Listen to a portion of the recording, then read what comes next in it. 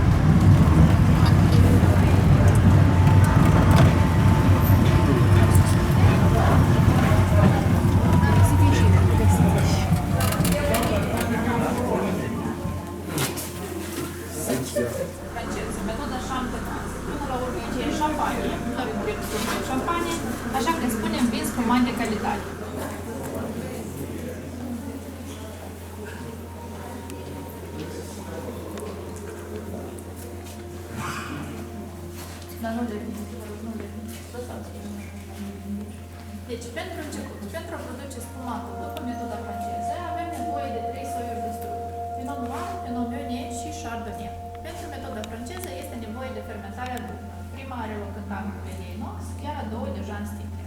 După prima fermentare, vinul se aduce aici, se îmbutelează și pentru a începe cea de-a doua fermentare în sticlă, îi adăugăm licoarea de tiraj, care se pune și se lasă deja pentru cea de-a doua fermentare.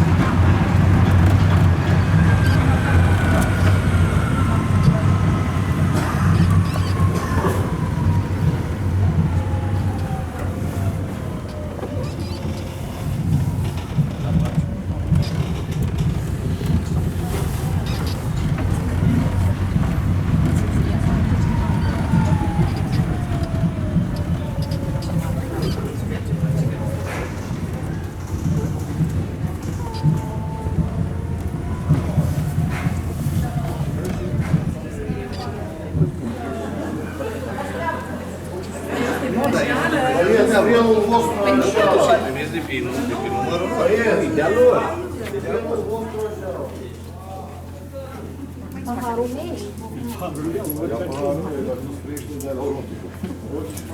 pentru unii licoarea împăraților, pentru alții băutura civilizațiilor. Pentru mulți, vinul este pur și simplu simbol al prieteniei și ospitalității. Eu ți-am dat mașina mea.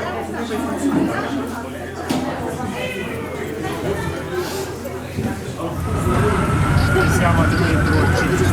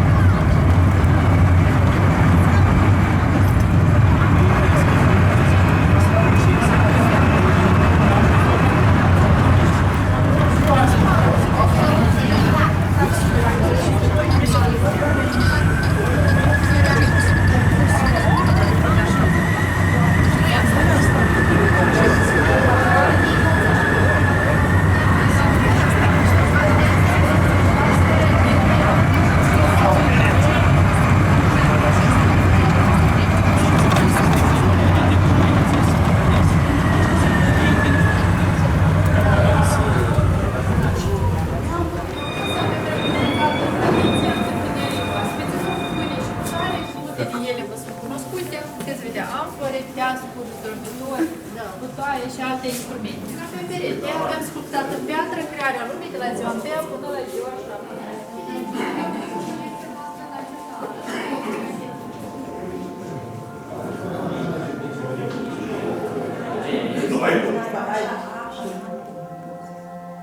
Stai să fac și copac să zicem.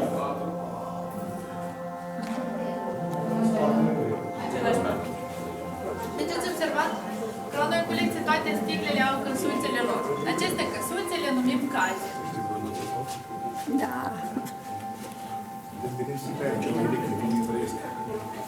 Impresionant.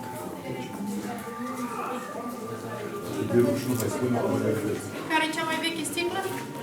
Da, 1902. Bravo, bravo.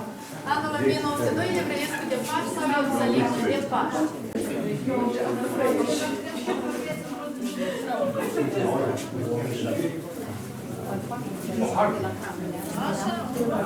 Deci la 48 eu aveam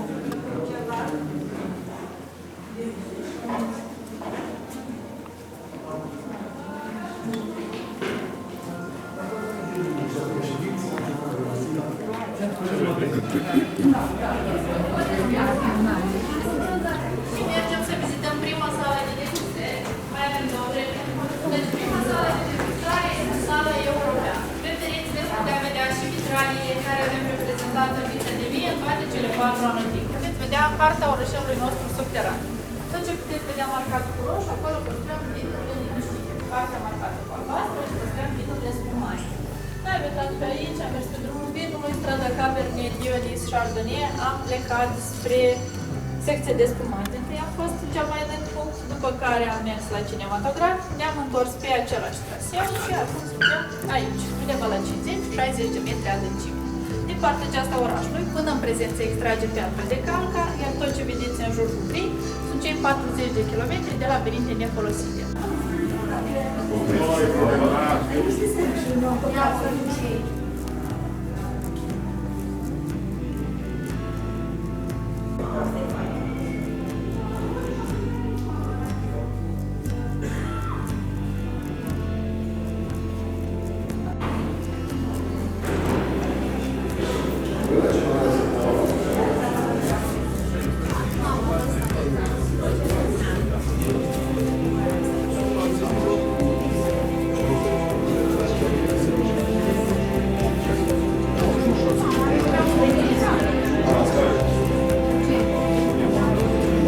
Câte trei